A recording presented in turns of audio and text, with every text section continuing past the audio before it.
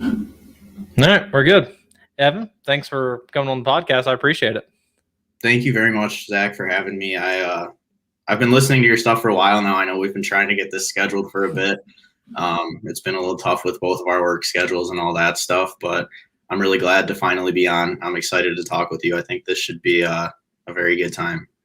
I think so. I hate it that we didn't get to talk, a month ago whenever we were doing the whole Panfish month, but it worked out better that we waited because I think a lot more has happened since then, and your life has taken some interesting turns, and I want to talk about it a little bit. Sure. Yeah. I guess. Go ahead. Before we do all of that, though, I guess I got to get some background information. Yep. You live in Wisconsin now, right? Yes. So have you always lived there? No, I grew up in the suburbs of Chicago, about 45 minutes southwest of the city. I moved up here to Wisconsin for college. I started school at a little private school just north of Milwaukee called Concordia University, Wisconsin. I ended up transferring from there to University of Wisconsin Green Bay, which is where I graduated this past December. Oh, congratulations. What was your degree in, if you don't mind me asking? Yeah, no problem. I studied marketing and then I also did accounting. I was like a class or one or two classes short for an accounting minor, but I was like, screw that. I'm trying to get out of college. We'll pass. My wife is an accountant, and I don't see how she does it. It's mind-numbing work to me. Oh, some of it. I mean, I thought it was all that. I thought it was super cool, super fun when I started out. My principles of financial accounting class, and then I got into the heavy stuff. I was like, this is not the route I want to take. So yeah, I started with that. Ended up with my degree in marketing, which ultimately I think has kind of helped me with kind of managing my social media and I guess creating my own brand as well as some others. Sure. We're going to talk about all that later. So we'll table that one for now because that's an interesting discussion topic. Growing up in the suburbs, whenever I was listening to you and Al on his podcast, The Mindful Endeavors, you had mentioned that you grew up fishing with your grandpa. Yes. My grandpa, he's from Alabama. So we only saw them, once, maybe twice a year if we were lucky. But every time he would take us out fishing. I have pictures of fishing with him ever since I was, 4 years old with Velcro sneakers and holding a fish as big as my head. But he's definitely the reason that I love fishing, the reason that I got into it. He was a big fisherman his whole life, did a bunch of freshwater, saltwater fishing, and he just wanted to pass it down. And so he taught me everything I knew as a kid. We would fish for little panfish when I was younger, like, just bluegill, crappie, little suckers, that kind of thing. But then I moved just like 20 minutes from where I grew up. We just relocated, and there was a pond in our backyard, in our new backyard, it still does have some pretty good sized bass in there. So then we focused on bass fishing. He kind of would still take us out all the time. I remember we didn't have a rod one time, or my rod broke or something, and we got some fishing line and a hook, and he just tossed it out into the middle of the pond with a hot dog on it, left it out there for a couple hours, and I reeled in like an 18-inch bass, just hand lining it. So all the crazy, I guess, I don't know the word for it, attempts at fishing, or the crazy kind of vehicles that I use to catch fish, I guess I kind of learned from him.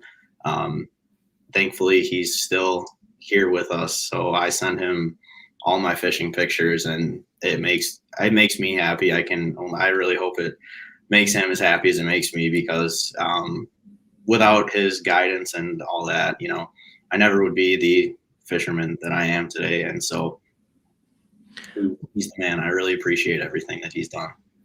That's what really interested me at first about your guys' discussion, because I share a very similar background. Okay. My grandpa was the one responsible for getting me outdoors.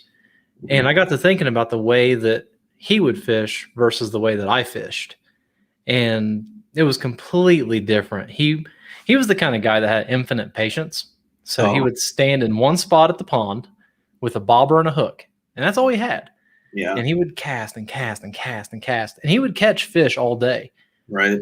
In the meantime, I'd make 5 laps around the pond, banging the edges, trying to get bass and stuff. And he never really said anything to me about it, but I think it made him a little bit antsy. And he Yeah, always just wondered why I didn't stand right there and fish with him.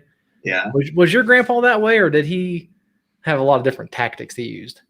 No, it's funny you mentioned that, because one thing my grandpa, like to this day, will talk about with me is patience. And I was not a patient little kid when I would fish with him. I mean, if we weren't getting fish, I was ready to go to a different spot, or, target a different fish or do something else. And he was always harping on, just be patient, just be patient. And, so yeah, I totally get that. It's funny that you say that, because I think that I did have a very similar experience. I guess as kids, you're kind of just like looking for that instant gratification when you're out there. You just want to go out and have fun and catch a fish. But as you grow older, that's not always how it goes. So Growing up in Alabama, what did he usually fish for? Was he a multi-species guy, or did he target panfish and stuff? yeah, so he actually grew up all across the country. His dad was in the Army, so they moved all the time. He did a lot of fishing in Alaska for a little bit. He would target some trout out there while he was stationed there. They were in all over the South as well. He did some bass fishing, but the main stories he would tell us were from his saltwater fishing experiences, where he would catch, I still remember a couple of the stories to this day about how he caught his like huge Jack Crevalle. I'm not sure if it was that, but is there a fish called an amberjack? Is it? Yep, An amberjack. Okay, yeah. So it was an amberjack. He caught this giant one. He has a super old picture of it, but then he would tell us stories about how he caught a 16-legged starfish one time, and he has a picture of that as well. And so we're always, as kids, just like, oh my gosh, this is so crazy. But yeah, I think that most of the stories that he's told me have been from either just like creek fishing for little panfish and trout, or saltwater fishing out and getting some huge fish. So My grandpa never got the saltwater fish, mostly because he didn't leave the county where he grew up in. okay, He traveled to go to church and things, but he lived basically within like a 3-mile radius of where he was born for his whole life. So all the fishing stories I ever heard were like, I knew the places intimately. mm-hmm. And one of his favorite things to do was catching carp. I don't know why he liked them, but they would go down the river and he would make homemade dough balls. And he would cornflakes, vinegar, whatever it took, whatever he made. And he would, pack bait around a hook and throw it out there, plop. They would take them home and eat them. Yeah. And I think my grandpa grew up in a time, he was a Depression baby. So they grew up where they had to eat just whatever they could. Right. And they lived on stuff like that. And catching panfish with him, if it was, I don't know, 4 inches, 5 inches long, that son of a gun was getting eaten like right now. and it was more bone than it was fish, but yeah, he loved them. That's awesome. That is crazy. I mean, I know a lot of people, ever since I moved up to Wisconsin, I guess it's been a similar thing where people, their family grew up here and they stay here, and this is just where they're established. Versus where I grew up, it was a lot of people moving around, coming from literally all over the world to live here. And so I respect him for that. I think that that's really, really cool. Right before he passed away, we had decided we were going to move, and he was very, very upset that I was moving. I was the first one in our family to move out of the county, Oh, wow. Yeah, and he one of the last things he said to me was, I don't think there's anything worse than breaking up a family.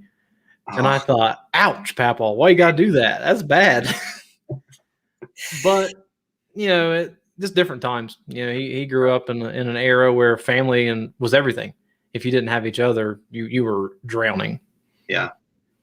Well, and that So it's also different nowadays with, how we can communicate with anybody wherever the heck we want, whenever we want, just at the push of a button. And, that makes things quite a bit easier for us than it did or than it was back then. Because, like you said, if you didn't have your family there, you were on your own. There wasn't anyone you could reach out to. Like, you kind of had to just figure it out. And so you moved away from your grandpa, right? Like out of the suburbs into Wisconsin. Yeah. So my grandpa, he currently lives in Mississippi now, but my whole life he lived in Alabama. Okay. So I moved from Plainfield, Illinois, is where I grew up and went to high school.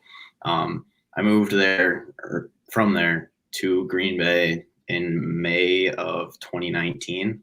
So actually just about 2 years ago. About the same time I moved.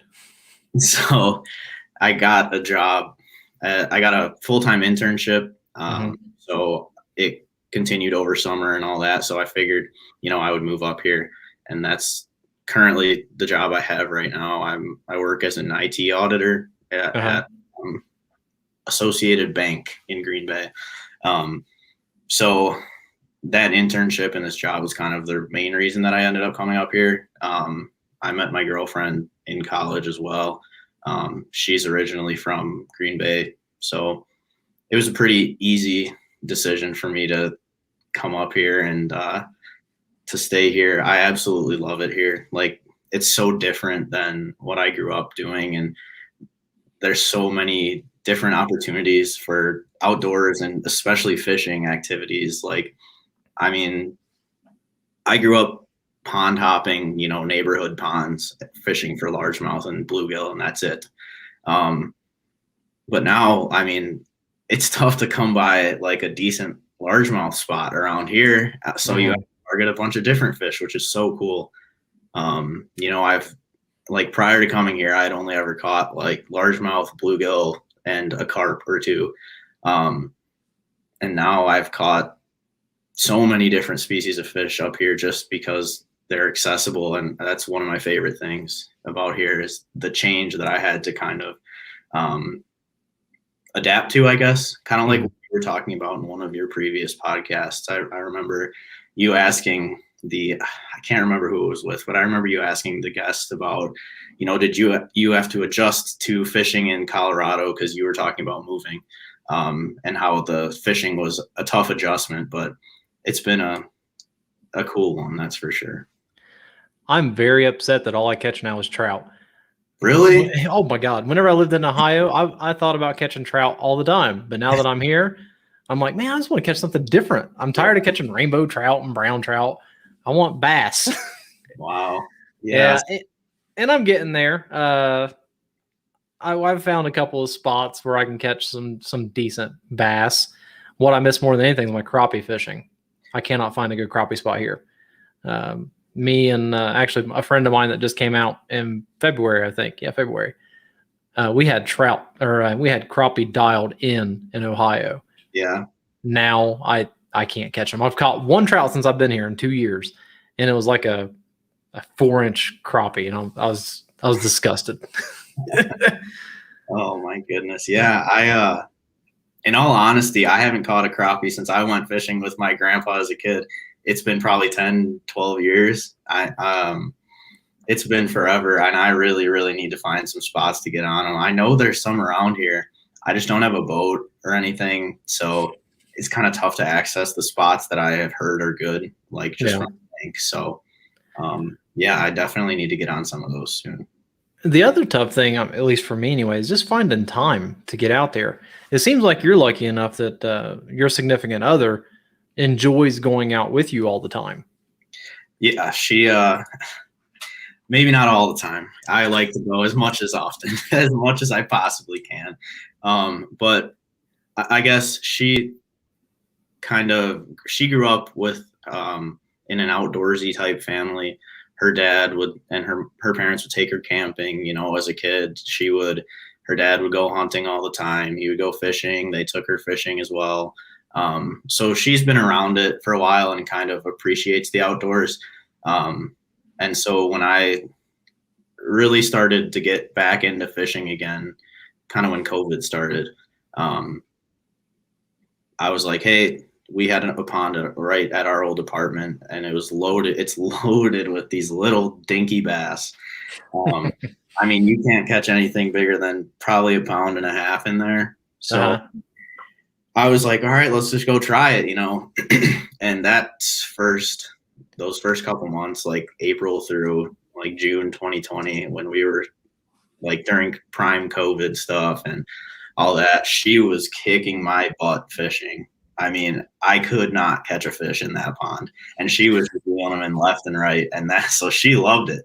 She would get so excited every time she had a fish on, and she was catching them like crazy. And but yeah, I mean, it's awesome that she does like it. She gets very into it when she gets a fish. Her reactions are priceless. The other day we were fishing, and she thought she had a bite and set the hook and set it into a snag, and she started reeling. She's like, let's go. And then I'm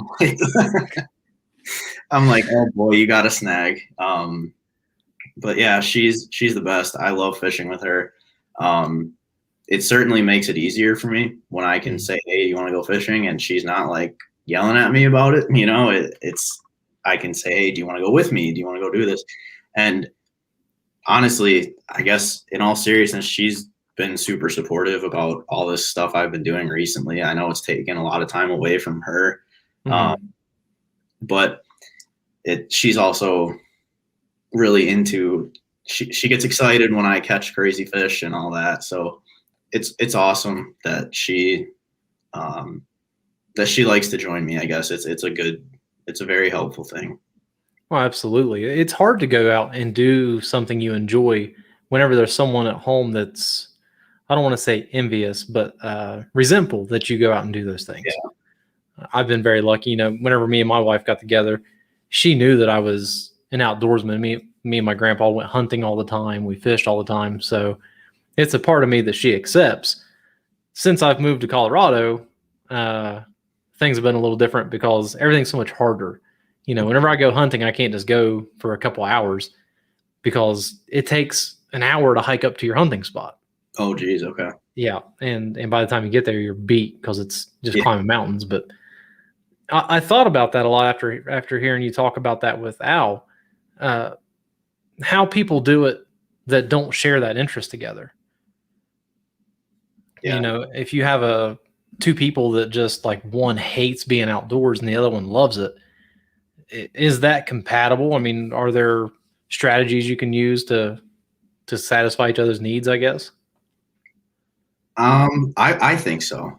Ultimately, I guess this is going to get kind of, deep here, but let's do it. I think in a relationship, ultimately, like the love between the two of you is what's going to hold you together. And no matter what, like you go through much harder things than being pissed at your husband because he's out fishing when you wanted him to be here doing X, Y, or Z, or, getting mad at your wife because she's out, with her friends getting her nails done or whatever the heck it is.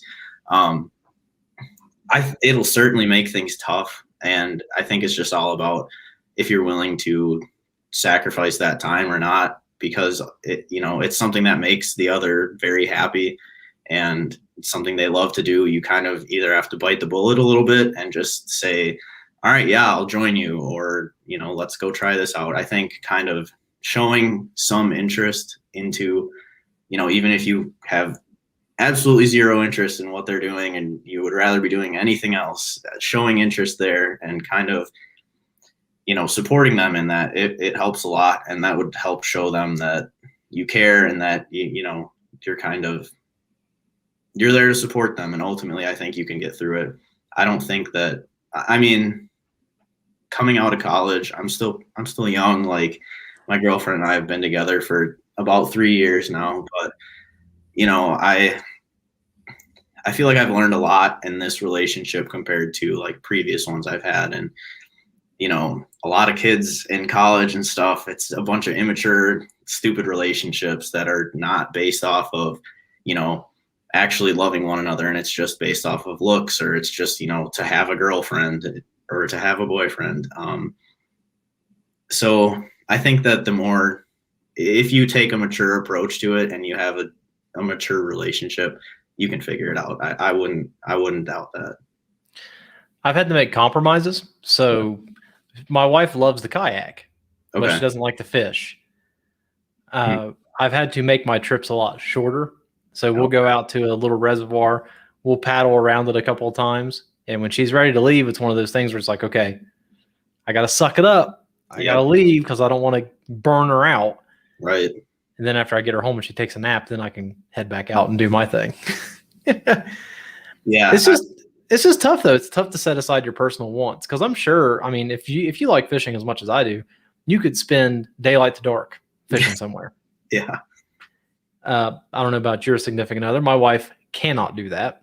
She would kill me. Yeah. It's funny you say that, you know, you have to cut it short, because that's what I have to do a lot of times here. You know, I would honestly 100% rather have her come out with me and go out for, you know, 30, 45 minutes until she's like, all right, screw it, I'm done. I haven't caught a fish, or I'm bored, or whatever. I would much rather have that time with her, to be honest, than being able to go out for, you know, 2-3 hours on my own. I'm a very social person. I crave human interactions, and I don't like doing stuff alone in general. So it's always better and more enjoyable for me when she's there. But I agree, we definitely have to plan around those. And when I plan them, I'm like, all right, we'll be there for an hour max, you know. And but if it's just me, you know, I can go out with my buddies for hours and hours and hours. It's funny you brought that up, because when I was listening to your podcast with Al, you were talking about how fishing, especially during COVID, kind of helped you cope with a lot of things. And one of the things that interested me was, like, if I remember correctly, you were a little bit stressed about driving really far to go fishing. So you had to incrementally work your way farther away from the house. Yeah. So thank you for bringing that up, and I appreciate you listening to that podcast. It was a ton of fun. But yeah, so basically I'll give you just a little bit of background for everybody listening. I have struggled with anxiety and depression my whole life, more on the anxiety side. And when COVID hit, I've never really been comfortable traveling, period. That's just something that makes me very anxious, especially if it's far travels, like across the country or something like that. Flying, I don't do flying. I've done it plenty of times before. I've flown to Europe before, but like, I hate it, and I avoid it at all costs. But traveling is just something that's given me a lot of anxiety throughout my life. And when COVID hit, I had the opportunity to start working from home and to start school from home, and to, you know, I will never go out to do anything. Everything's closed. Nobody wants to hang out and see each other. So I got very used to just sitting in my house and, you know, doing nothing all day long except my work and just hanging out there. So I realized this towards the end of this past summer, that something was off and I guess wrong. You know, I couldn't even go drive. Like, my girlfriend and I went on a camping trip, and this isn't something I've told many people, because it's like, I felt super embarrassed about it at the time. You know, we went out on a camping trip. We were all super excited about it, you know, telling all our friends. And then I started to have some panic attacks, and I ended up, you know, throwing up, and it was a disaster. So we left like before we even stayed the night. And that was when I was like, you got to stop ruining this stuff for you and for her, because we were super excited about it. And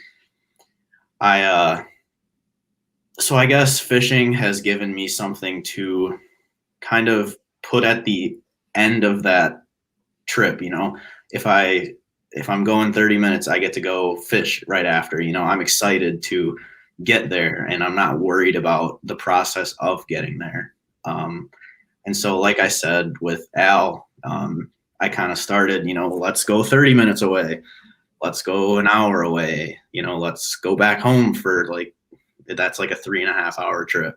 And even when I would go back home, I still noticed, anxiety and stuff. And I was like, this kind of sucks, to be honest. Like it was hard because not even being comfortable to go to your own parents' home, like that was tough. But fishing has helped me a lot because, like I said, it kind of gives you a light at the end of the tunnel type thing, where I can, like I said, look forward to whatever I'm going to, wherever I'm going, I guess. So now, I have a bunch of trips planned. Well, in my head, they're not on paper yet, but I have a bunch of trips planned this summer across Wisconsin, hopefully to Minnesota. Gosh, I mean, even if I'm feeling crazy or up to it, we'll see. Maybe make it out farther somewhere, Texas, Florida, we'll see.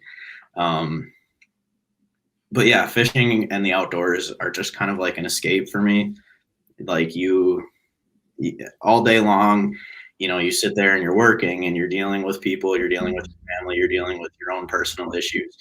And when I go fishing, I can just focus on fishing. I can focus on like the littlest things, like what color am I going to throw right now because the water is stained compared to what it was, 2 days ago.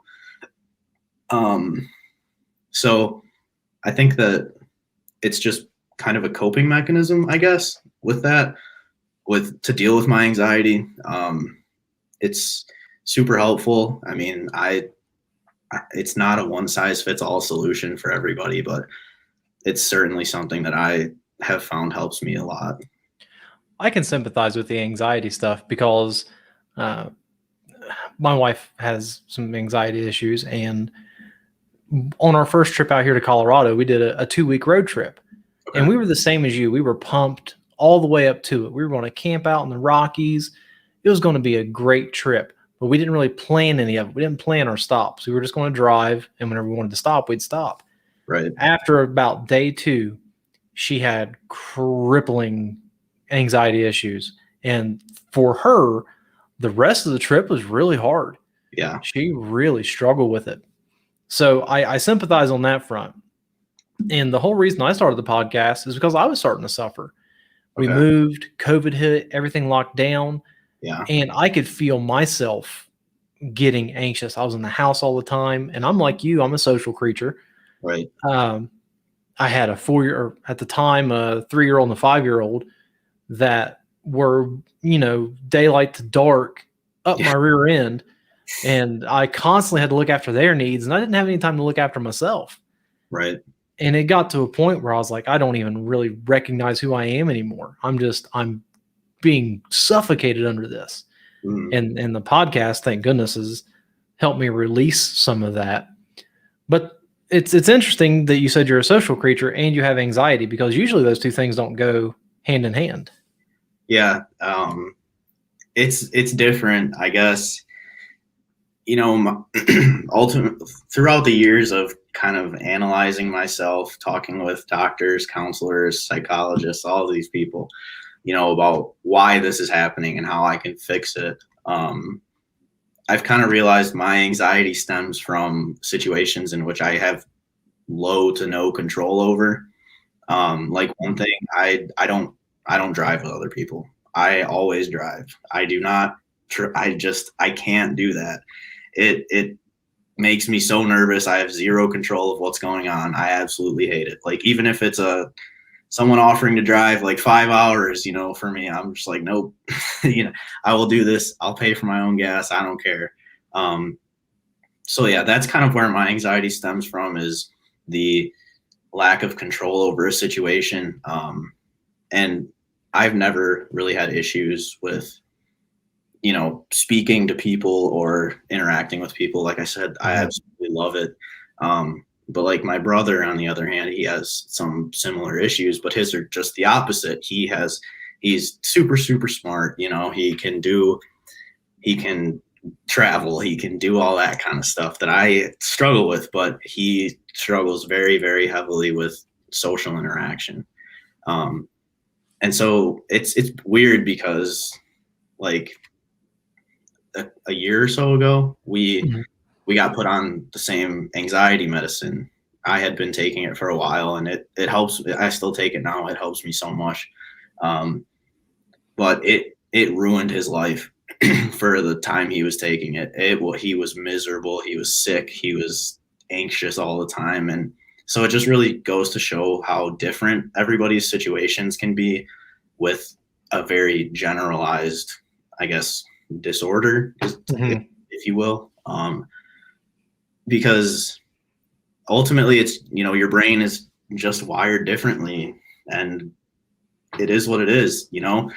I don't like to see it anymore as like an official disability or a disorder or something that's wrong with me. I think that it's just a part of me, and it's just a challenge that I have to overcome every day, and I have to deal with it, and I have to make the best of it. But like, having anxiety has made me a much more empathetic person for others in this similar situation. And I mean, it's not good, I guess, but there's a lot of good that has come out of it. And, but yeah, I guess circling back to your original question, I've never had issues with speaking or interacting with people, and it's just because anxiety is different for everybody. And, like I said, with Alex, it was,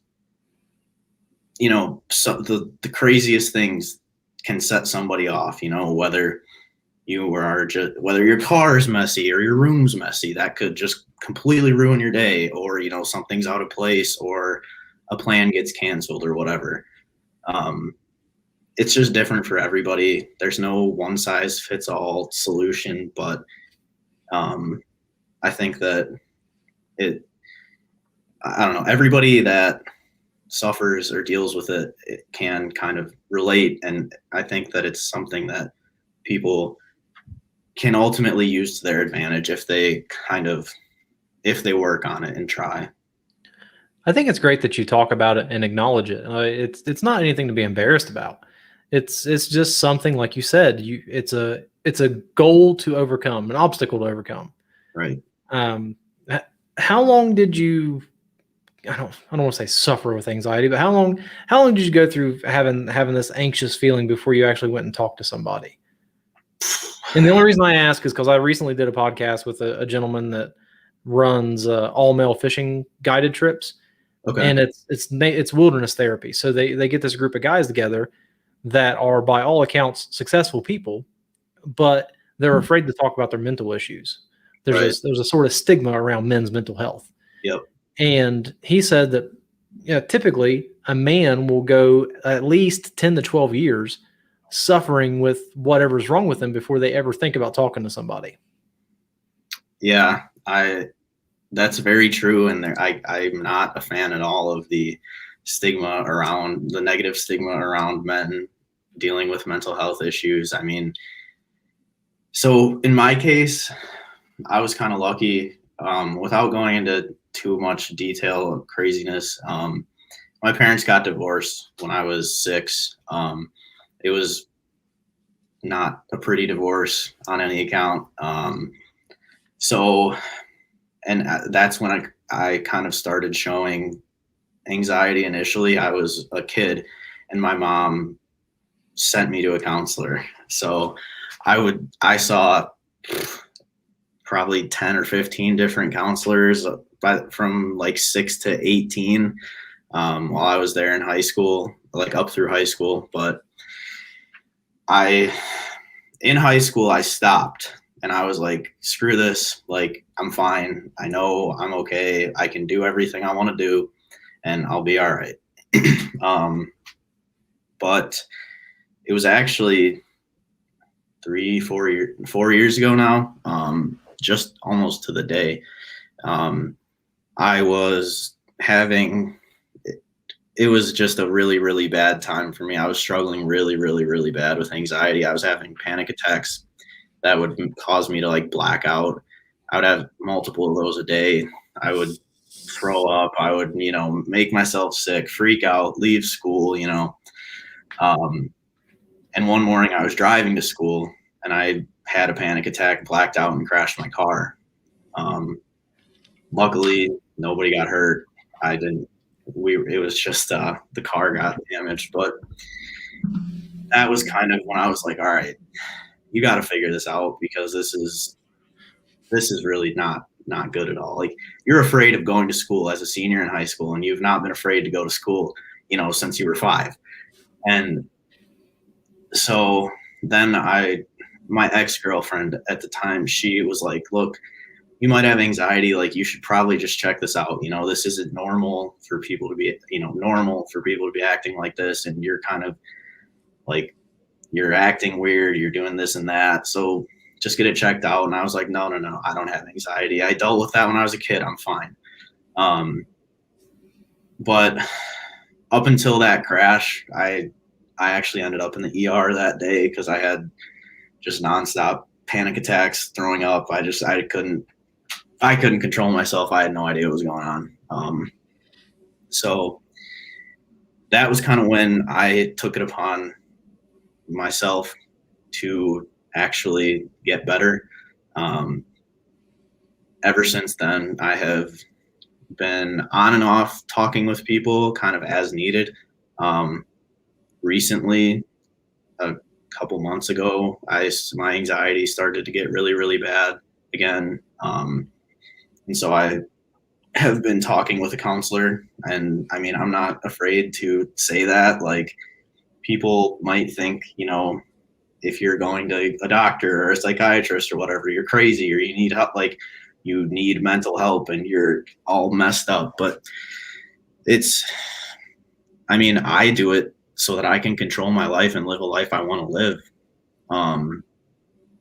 It's not anything to be ashamed of. I mean, that's what they're there for. And that's what I hate, that people discourage, especially men, from talking about their feelings. And, I have, in the last couple of years, I've talked with a ton of my friends who have said, oh yeah, I've actually been dealing with this as well. Like, in college, I was very open about it to a lot of people because they would see me taking my medicine before bed every night, and they, oh, what's this? So a lot more people than you think deal with similar stuff like that. And there's no reason you should feel scared or anything to reach out, scared, nervous, embarrassed. Like, there's no reason at all.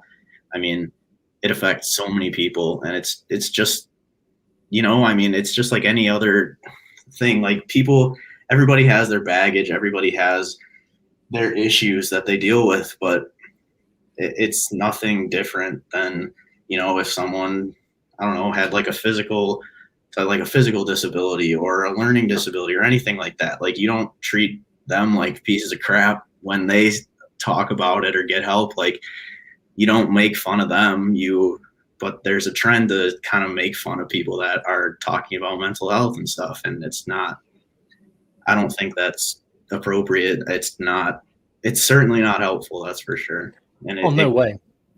The benefit of talking to a psychologist, psychiatrist, other than the fact that it's someone that's trained that can help you work through all these problems, for me, you're talking to someone that is disassociated from your life. Yep. And they can offer you a completely different perspective.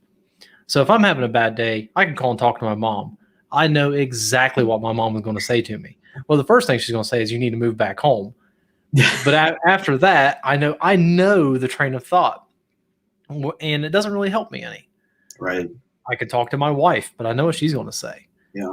You go and see someone that has nothing to do with your life at all, and they can say a few things, and you go, oh, well, I didn't look at it that way. Simple as that. And then when you couple that with, an activity you enjoy, such as fishing, you mentioned it, doing those types of activities gives your brain just a second of just rest, where you're not focusing on the daily crush of life. you're focusing on what color jig to throw. Yeah. Exactly. And it's easy. Same thing with hiking in the woods. Whenever I was going hunting. Yep. When you're huffing and puffing at 9,000 feet and your fat ass is out of shape, you're not thinking about the daily grind. You're thinking about how you're going to get off that mountain if you shoot a deer. Yeah. I wanted to ask you about that. You mentioned the elevation change. In a previous podcast, personally, I think that would be a huge pain for me. I think that would be super tough to deal with. How was that for you? I didn't suffer too bad. Now, I haven't been super high up. There are some 14,000 foot peaks here. Okay. I haven't been up there, and I'm sure that'd be a lot different than where I'm at now. But I went from basically sea level to the city I live in now is about 5,000 feet above sea level. Oh, wow. That was a little bit of a change. Walking up and down stairs, you'd notice yourself getting out of breath. Mostly the biggest struggle's been just the steepness of elevation change. So some of the places I hike, within a couple miles, they gain a couple thousand feet. Wow. Yeah, it's brutal, and it gets hot, and I don't know. It's tough to deal with. It's a completely different surrounding than what I was in Ohio. Sure. And I was in the hilly part of Ohio, but we had hills. They weren't mountains. Yeah. These things don't end. I mean, you start walking up them, you're like, okay, I gotta be close. And you look at your map and you go, oh God, I'm not even halfway. That's nuts. Yeah. I haven't done myself any favors. So if you ever want to come out here and hunt, first of all, let me know. We'll do something. Second of all, train. You got to get in shape. Wearing the masks everywhere has helped me a little bit. I notice now that if I take my mask off, I can do a lot more physical activity a lot better. Gotcha. But just walk and walk and walk and walk. Throw weight in a backpack and walk and walk and walk. Do lunges, do squats. Because that hiking here is all legs and lungs. Yeah. Because you're not climbing, you're not doing upper body stuff. Sure. You're just walking your ass off trying to get to the top of a mountain. Yeah. That's crazy. And last year was my first experience with it, and I was not ready. I didn't do myself any favors. I was not physically ready. I wasn't mentally ready. I wasn't good enough with my bow to be ready. Okay. It was a big learning experience. This year, completely different ball game. I've got a gun, so I don't have to be nearly as sneaky. And I've got a nice neighbor. My neighbor's going to help me out, load some bullets. We're going to go hunting together. Awesome. I'm going to put some meat in the freezer this year for sure. Awesome. That's very exciting. What are you going to target? Mule deer is what I got my tag for.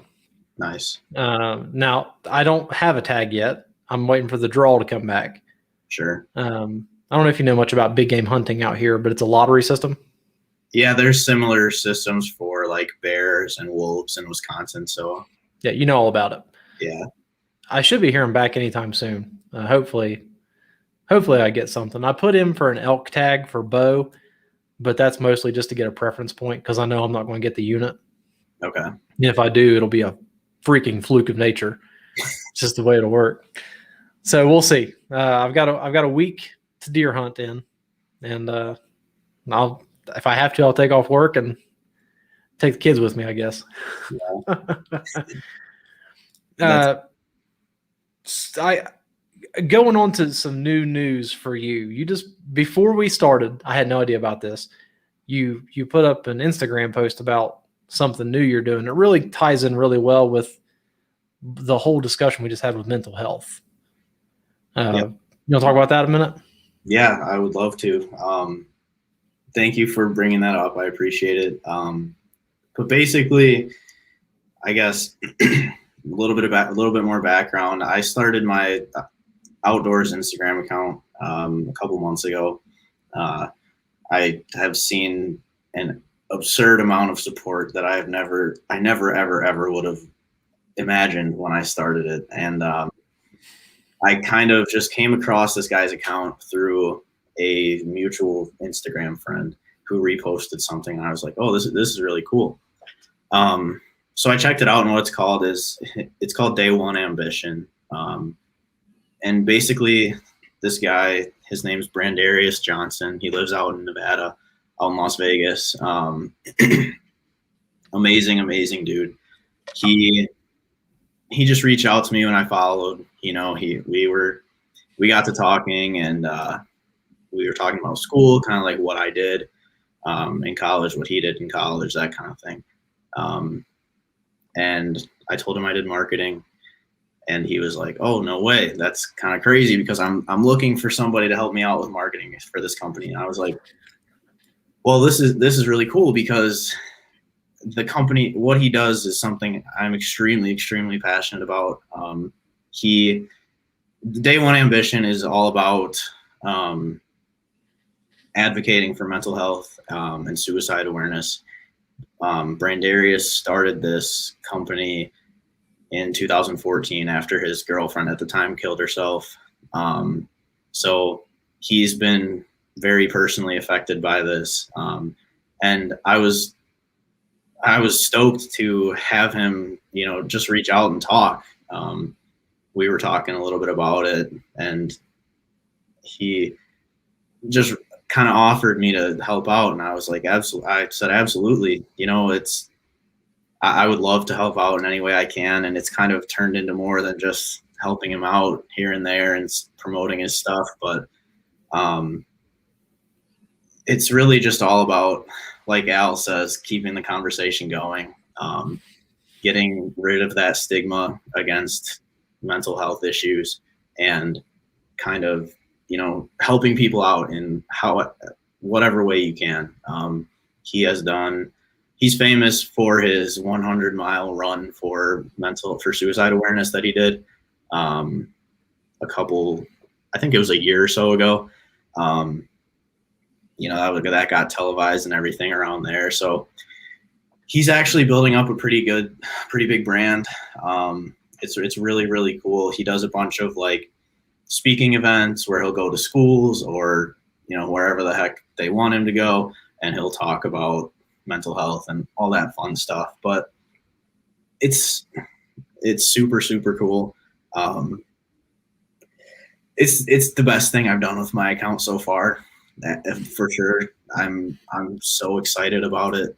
And I mean, when I posted it today, I was like, there's no fish, there's nothing outside. It's just a picture of my girlfriend and I. And I was like, I'm probably going to get, less likes than average, less engagement than average, but this is a cool thing. So so that kind of sucks. I wish I had, I was hoping it would do better, but as soon as I posted it, people are just going crazy about it. And I think that really shows the power of, his movement and how amazing this truly is, because I don't know, I guess it's not a common thing for people to be talking about, on their fishing Instagram or whatever. A lot of people don't see that stuff. And I think that one of my goals with this is to kind of reach a whole different, what's the word? A different audience.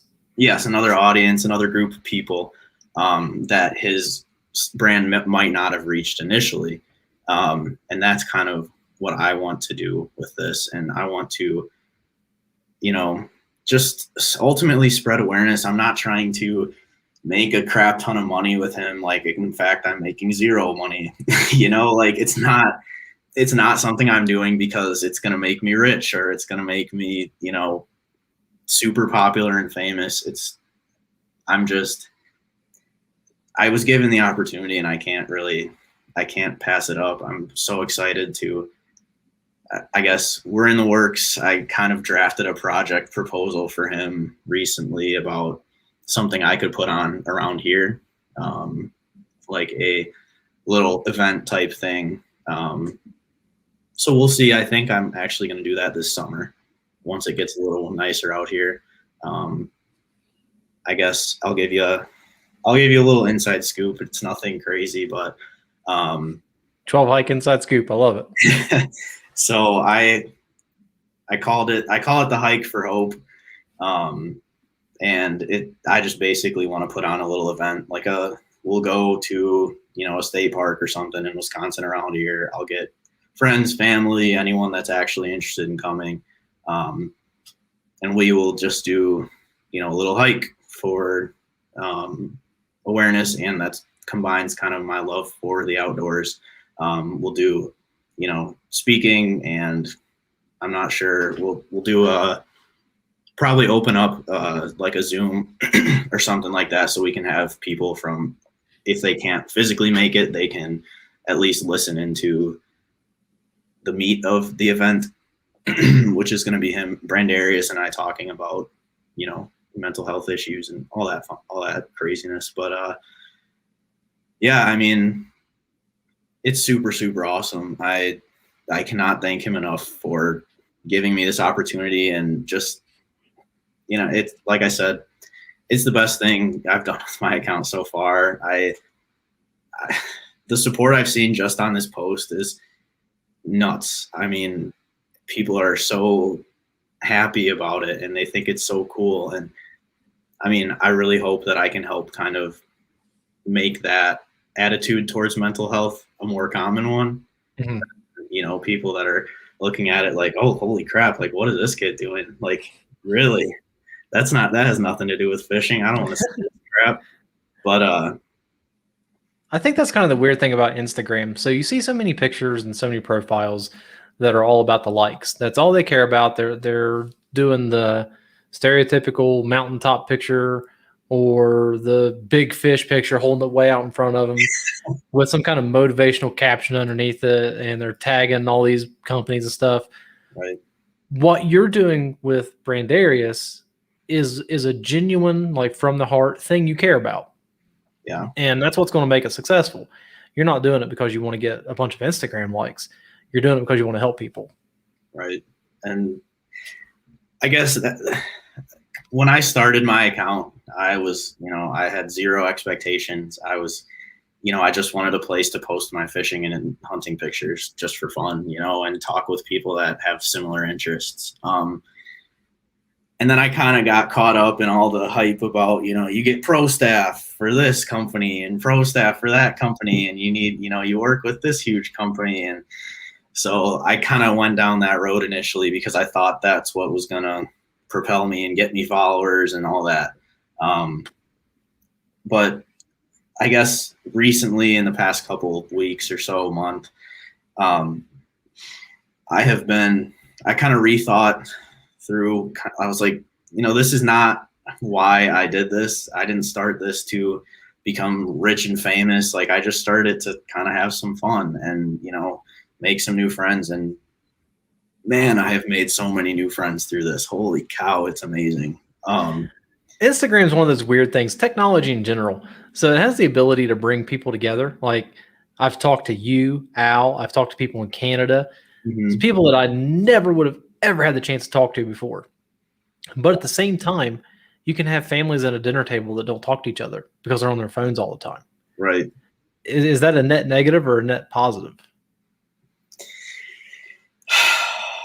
I don't know. I think that's a very, very, very good point. And that's something that you see all the time now. Like, you'll go out to dinner and there will be 4 people at a table, all just, their phones in their faces, they'll eat and they'll leave. But, and I admit I do that. I do that stuff all the time, especially, with this account now. I get a bazillion notifications all day. I'm always on it because I want to know what's going on. And that was something I kind of realized recently. It relates back to my anxiety, why I'm always checking my phone, because, like I said, I want control. I want to know what's happening. And so I'm always, I have my phone on me 24/7. My girlfriend yells at me about it all the time. So, but I mean, it does afford you the opportunity to connect with people like that you never, ever, ever would have. But then again, it can also take away from the relationships that you have already. They're your close familial relationships, your friends, whatever. My girlfriend will yell at me, stop paying attention to your phone and pay attention to me, and so it's, I don't know. Ultimately, I think that it's a good thing. I think that there are a lot of benefits. I just think people use it the wrong way a lot. And, it's tough.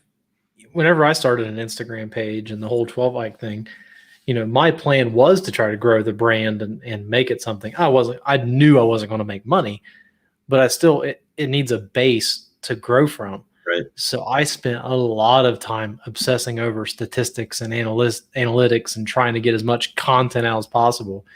And boy, let me tell you, it can wreck the way you think about life. Because I was like you, I had my phone on me all the time, just trying the, update, see how many likes I've got, how many downloads do I have. It'll suck the life out of you. And it got to the point where I had to stop and go, okay, this is obsessive. It's a little too much. And start scheduling time with my phone. Sure. So, take an hour out of the day and you schedule all your posts, check all your updates. And then once that hour's done, you put your phone down and walk away from it. Yeah. It's tough as shit to do, but it's an effective way to cope with it. So it doesn't become overwhelming, because it was becoming overwhelming for me. Yeah, it certainly can. I mean, gosh, like I was talking with my girlfriend about this earlier today. One of my points that I try to make on my account is that I'm going to respond to every single comment. I'm going to respond to every message. Anyone that ever wants to talk, I'm going to talk to them. Because that's something you don't see. I mean, I'm nowhere near famous. I'm definitely not a super huge Instagram influencer by any means, but you're 3 times more famous than me. Oh man, I don't know about that. I don't have a podcast. You will soon. Keep it up.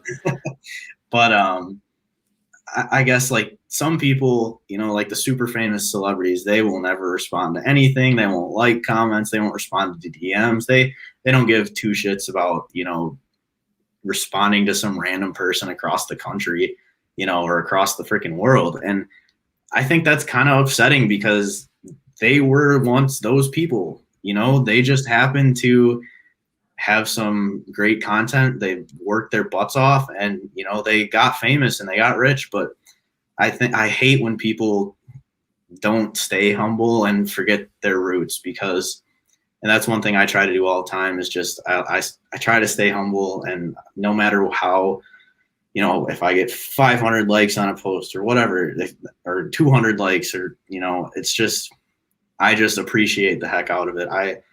I love every single person that supports my account. It's just nuts that these people want to watch this idiot up in Wisconsin try to catch fish. Like, I just cannot believe it. But man, like you said, I'm trying to kind of be unique and build my own path in that way, where I'm not doing this for the likes and for the fame and for the money. And I'm trying my best. I think that I'm doing a decent job, I guess, but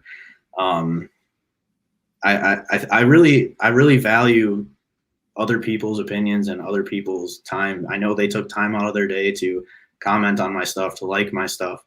And if they want to talk with me about it, I'll talk with them about it. Like, there's no problem at all there. So, I mean, social media is tough. It certainly can, have many negative effects. But I guess if you're in it for the right reasons and you kind of balance it out with your life, which is also tough, I think ultimately it'll be a positive. And that's what I'm hoping to do with my account. You might as well tell everybody what your account is while we're talking about it. Sure. So it's edc.outdoors, just my initials. My person. And what's the account of the mental health? Oh, it's at Day One Ambition. Okay. No spaces or anything crazy.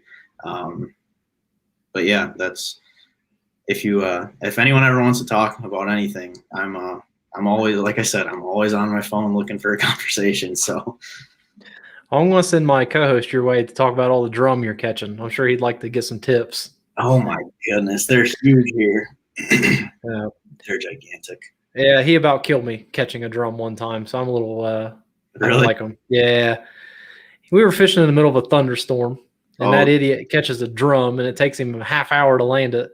And I'm just standing in the middle of this creek with a 9-foot fly rod, just a lightning rod, right, waiting to get struck. So I ruined his crankbait for it and got him the hell out of the river. There you go. Evan, I appreciate your time talking to me today. No problem. I really enjoyed this. This was a lot of fun.